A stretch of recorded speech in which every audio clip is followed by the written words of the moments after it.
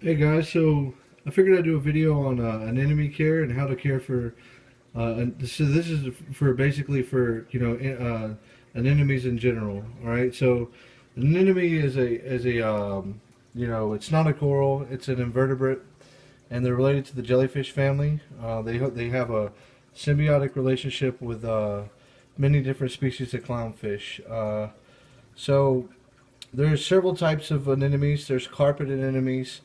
There's magnifica anemones, and then we have rose bubbles, long tentacle. There's pest anemones, but for the most part, when you're a new hobbyist, if you're just getting in, I'm gonna recommend either the rose bubble tip anemone, red, green, any color you want, or long tentacle anemone. Those are going to be two of the, I would say, intermediate anemones. Anemones are for advanced aquarists. You don't have to be an expert, but you definitely want to have your handle on saltwater down and been doing saltwater tanks for at least 6 months. You definitely don't want to make an anemone the first thing you put in your tank.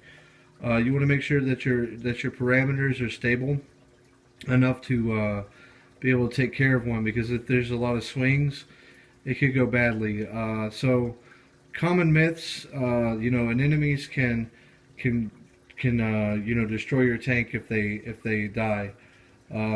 That's actually not true. Not if you catch it in time. If they die, as long as you try to get some of the tentacles and the body out, your tank should be okay. So don't be afraid to put an anemone in your tank. Just make sure you know what you're doing. So the first thing to do with the care is you want to have proper lighting. So you want to have full spectrum lighting. So in this case, I'm running Aqua Illuminations 26s, but that doesn't mean that you have to, run the best type of lighting to care for an anemone.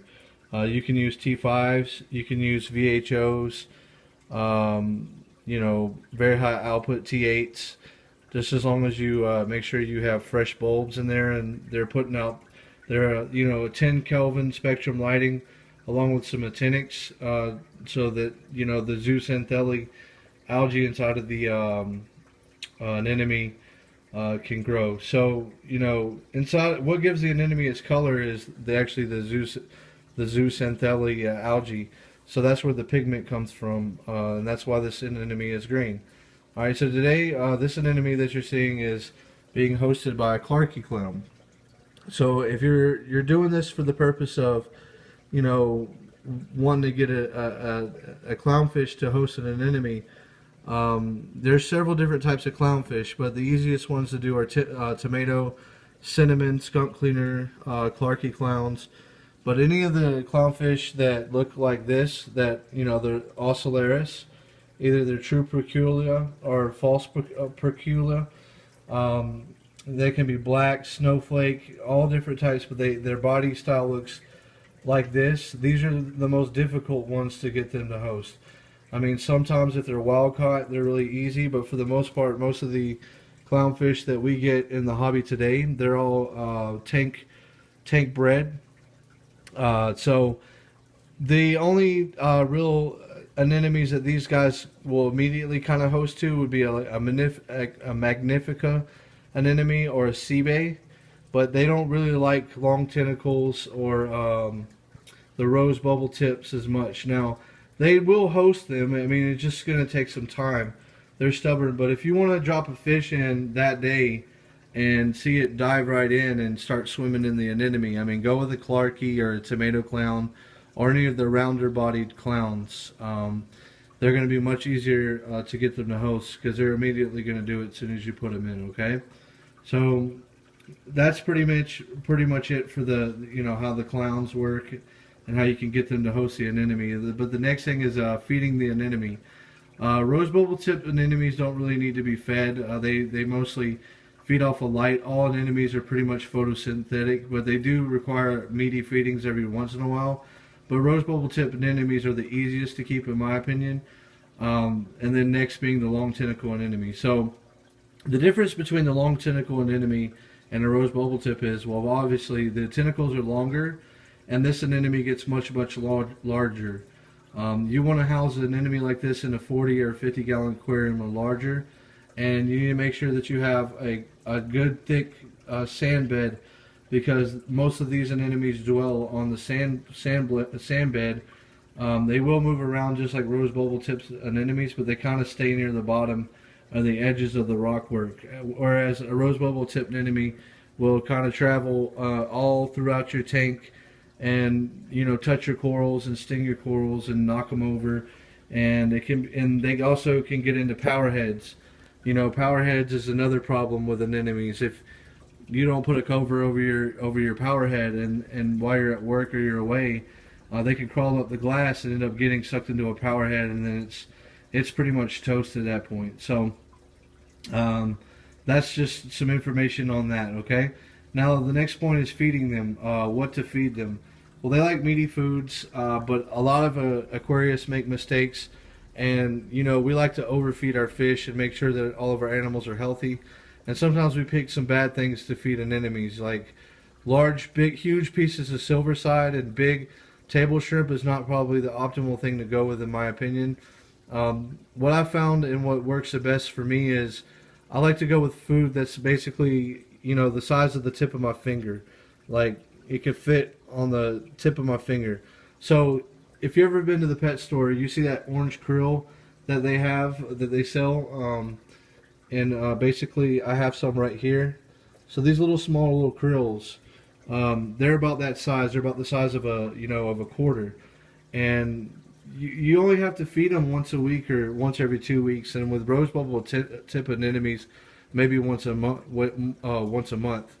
Now, when it comes to like Houdini carpets and magnificas and sea bass, I'm not really going to discuss those anemones on this video. This is mainly for beginners that want to get into anemones. I mean, if you're at that level where you can handle those other types of anemones, then you really don't need to be watching the video. But you already know what you're doing. But if you're a new hobbyist, I would say stick to a long tentacle anemone or a rose bubble tip anemone. Those are the easiest to keep. All the other ones, you're going to have to do some research. You will have to have expensive lighting like the kind that I have, and you're going to have the right setup for those type of animals. Otherwise, the odds are against you. I'm not saying that you can't do it. Some people are able to keep them, but the odds are, you're not going to be as successful as you would be if you had the proper equipment and the things that you need to care for them. Okay. So I'm going to go ahead and feed this anemone. We'll go ahead and feed him. So I'm going to show you, how I feed mine. Normally you need a pair of tongs or, something like that. But I'm just going to use my hands. It's going to be kind of hard doing this one-handed, but let's give it a shot. Okay. So bear with me. I'm sorry about the camera movement.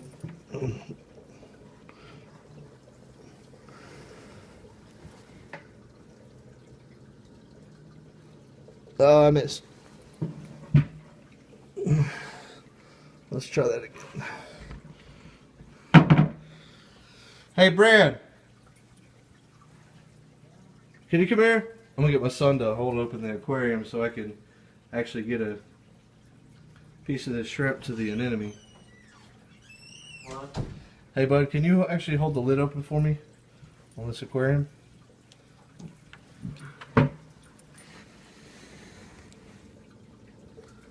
I saw this fish earlier. I was like, wow. They're blue and yellow. Oh, yeah, the Azure Dantles? Yeah. You can shut it. Thanks, man. Alright. So that was a little bit hard to do it with one hand, so I had to call in an assistant to help me out. And sorry for all the jerky movements with the camera. So this anemone, I just put it in here this morning. It's brand new, and I know that some of you will be like, you just got that anemone. What are you talking about? Do you know what you're doing? And the answer to that is, for the most part, yes. I've been doing aquariums for over 15 years, and I have some pretty good experience with keeping anemones. I've had several of them, but it spit the first one out. You guys seen that went out, but hopefully it will keep this one down. Well, that Clarky clown is zooming through that freaking anemone, isn't it? I don't know if you caught that. But this is a green long tentacle anemone with purple tips. And I purchased this at Vivid Aquariums online, and I did an online order. So go check them out if you want to get one like mine. They're pretty reasonable on the prices. So, that's going to be it. I mean, I really don't have any more information. Just make sure you have good flow, your parameters are in check. Your aquarium's been running for about 6 months. If you're just starting out, don't put one in the first month. Learn about the clownfish that you're buying and make sure that it's going to host if that's what you're trying to do. Because you're going to be in for a sore disappointment if you grab some Ocellaris clowns and throw them in a tank with a long tentacle anemone. And it might be a few months before they actually start to host the thing.